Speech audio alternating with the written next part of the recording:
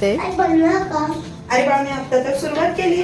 लवकर बनवा ना, मला कंट्रोल नव्हते माझा आवडीचे पदार्थ आहे. अरे मी बनवते, पटकन बनवते.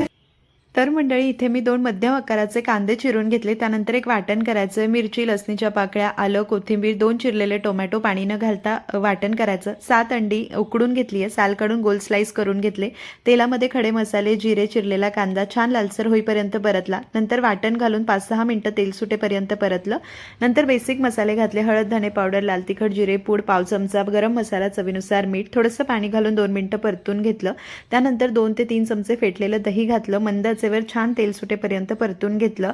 मस्त तेल सुटलेलं आहे. अर्धा पाऊण ग्लास पाणी घालायचं, खूप पातळ करायचं नाहीये. कोथिंबीर घालून मंद आचेवर 5 मिनिटं ग्रेव्ही उकळून घ्यायची. 5 मिनिटांनंतर हे उकडलेले अंड्याचे स्लाइस घालायचे. कोथिंबीर, कसुरी मेथी घालून 2 ते 3 मिनिटं वाफ काढायची. चमचमीत अंडा टिक्का मसाला तयार झाला. सविस्तर रेसिपी चॅनलवर आहे. टायटलमधल्या त्रिकोणावर क्लिक करून पहा.